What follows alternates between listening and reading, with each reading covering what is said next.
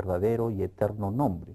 Y me dijo que yo debía continuar lo que estaba haciendo, que te hemos estado observando. Entonces me hablaba en plural. Yo no sabía realmente quiénes más estaban detrás de todo esto y me dijo de esa manera. Me dijo que continúe lo que estaba haciendo, que me habían estado observando y que íbamos a estar de tiempo en tiempo en contacto contigo. Y yo me pregunté, ¿pero qué estaba haciendo? Continúa lo que has estado haciendo, volvió a repetir todo nuevamente, te hemos estado observando, este es tu nombre, practica con tu nombre, vas a tener instrucciones para practicar con este nombre verdadero que tú tienes y vamos a estar con el tiempo en contacto contigo. De allí mis experiencias se intensificaron. Pero lo más importante de esto, hay unas palabras que yo siempre uso. Una cosa es importante, otra cosa es determinante. Es el factor del día siguiente.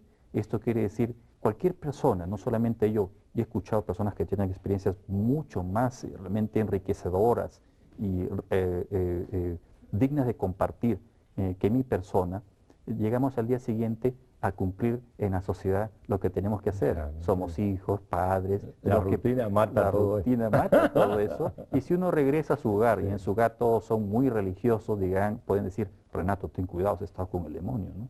O por otro lado, pueden decir, mira, ¿sabes qué? No me interesa, estoy ocupado, tengo tantos problemas. Renato se enloqueció. O Renato se enloqueció. Entonces, o bien, eso es lo que pasa, o bien altero mi experiencia porque tengo un vacío psicológico y necesito ser admirado, o bien lo cancelo porque realmente puede afectar mi vida sentimental, mis relaciones familiares e inclusive mi trabajo, o simplemente lo divulgo tal como fue. Con el tiempo yo me quedé callado ya para poder digerir lógicamente todo lo que podría entender de esta experiencia extraordinaria y con el tiempo comencé a desarrollar lo que vendría a ser un largo proceso pero hermoso de cambio de conciencia. O sea, sí existe la experiencia, pero lo determinante es el cambio de conciencia. ¿Has hecho trabajo con las Fuerzas Armadas de Perú?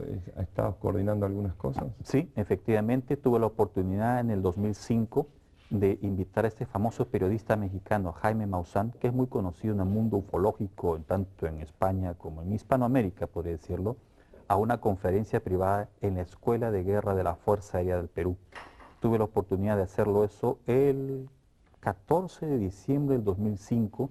Estaban allí representantes, digamos, técnicos de la torre de control del Aeropuerto Internacional Jorge Chávez de Lima, de los vuelos civiles del aeropuerto de Coyique, el representante del Congreso de la Fuerza Aérea Peruana, de la República del Congreso, la Fuerza Aérea Peruana, el general Ávila Itello, director general de la Escuela de Guerra Aérea Militar del Perú, el señor antropólogo Fernando Fuenzalida Volmar, que después fue asesor del primer ministro del actual gobierno en la primera etapa, se podría decir, muy interesado en el fenómeno, un intelectual de marca mayor, y otras personas que también ocupaban puestos claves dentro del alto mando de la Fuerza Aérea Peruana. ¿Y por qué se interesaban ellos? Porque ellos han visto el fenómeno extraterrestre.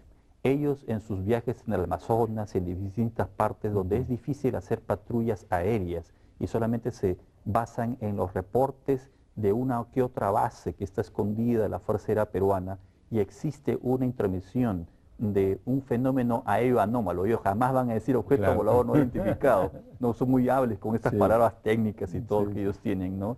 De decir, hay un fenómeno aéreo anómalo que ha sido identificado, pero la patrulla, la gente que son prácticamente nivel básico militar, no saben cómo elaborar un reporte de este tipo, prácticamente. Le sale de lo esquemático. De lo esquemático, ¿no? Entonces, ¿cómo podrían ellos elaborar un reporte y poder decir, no, hemos visto un objeto volador no identificado, no es un avión de narcotraficantes, no es un avión militar de otro país vecino, no es una intromisión de un avión no clasificado, ¿no? Porque si no salen a derribarlo. Entonces, han habido varias falsas alarmas, inclusive en los 80s, en ese momento capitán teniente Óscar Santamaría fue llamado a interceptar un ovni en la base aérea La Joya, que queda al sur del Perú, en Arequipa, con más de 1.200 testigos.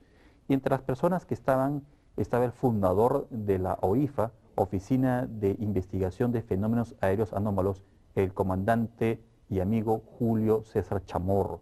Entonces, entre ellos, entre el argot militar, decidieron hacer esta conferencia, aceptaron mi intermediación para invitar al señor Jaime Maussan a un lleno total, el señor Maussan pasó una serie de diapositivas y documentales de su propia cosecha e investigación internacional que él hace, e intercambiamos información. ¿Por qué? Porque hay una gran, tú conoces bien como sudamericano, una gran afinidad sociocultural con México y con Perú. Entonces la idea era crear un grupo de Skywatchers, de observadores del cielo, para intercambiar información con el apoyo de la Oficina de Investigación de Fenómenos Aéreos Anómalos, entre comillas, los que investigan los ovnis, ¿no? Porque tenemos que educar prácticamente a la parte militar y civil, no porque sean de la Fuerza Aérea Argentina, o chilena o boliviana, tienen que saber de ovnis, no necesariamente, Sí. pero como patrulla en los aires y ven por la defensa nacional, tienen que estar enterados para no errar en un derribo o tratar de atacar a una nave que no tiene procedencia inteligente del planeta. Seguimos aquí, en el barco, navegando por el espacio ahora. Con Renato. Vamos a un corte y ya volvemos.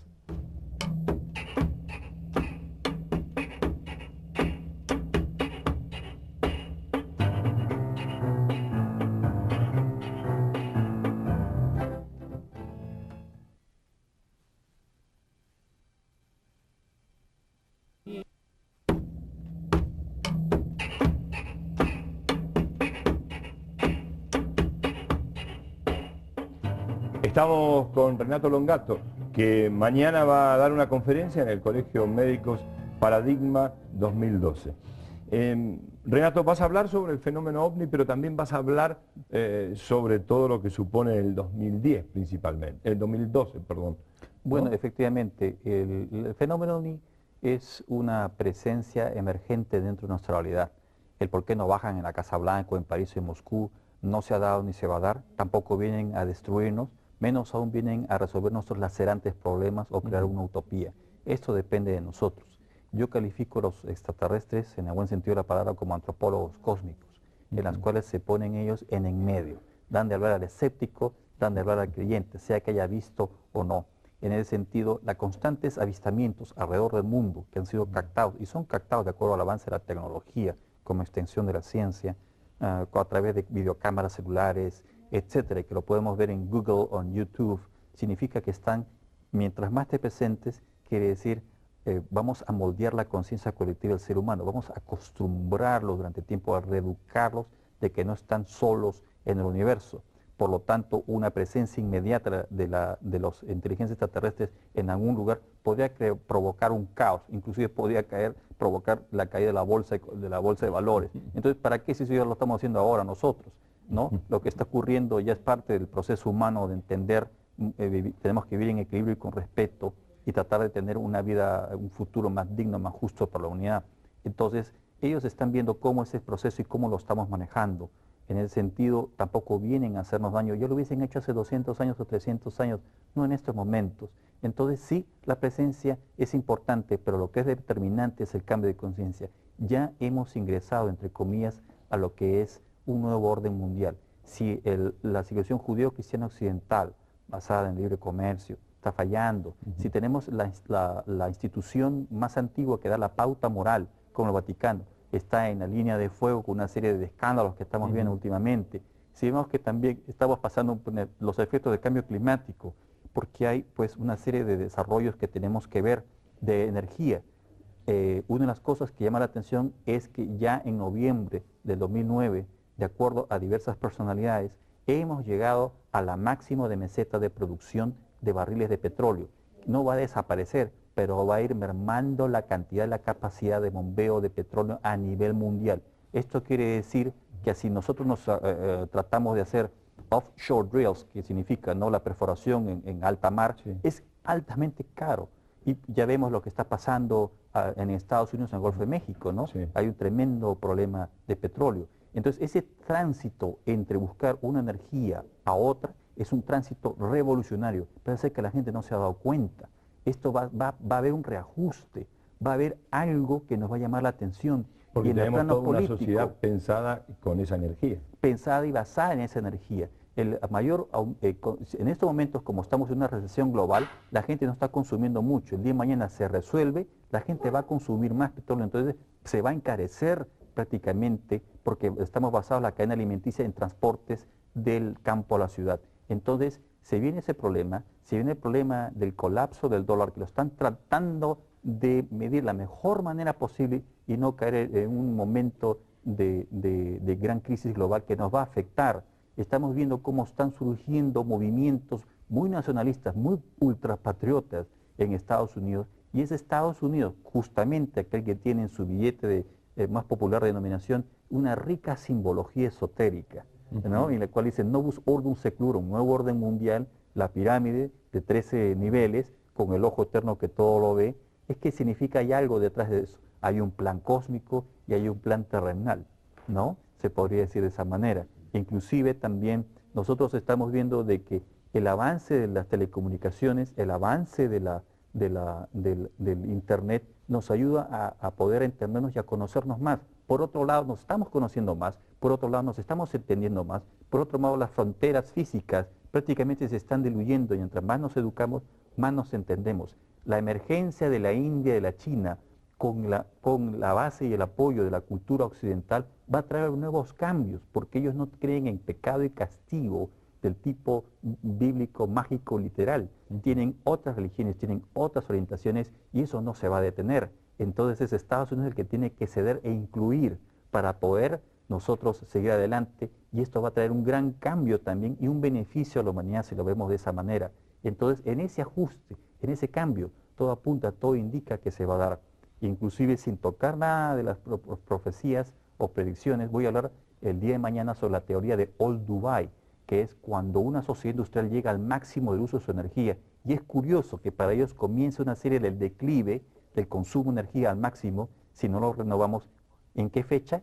El 2012. Sin tener nada que ver con mágico, lo religioso, lo místico.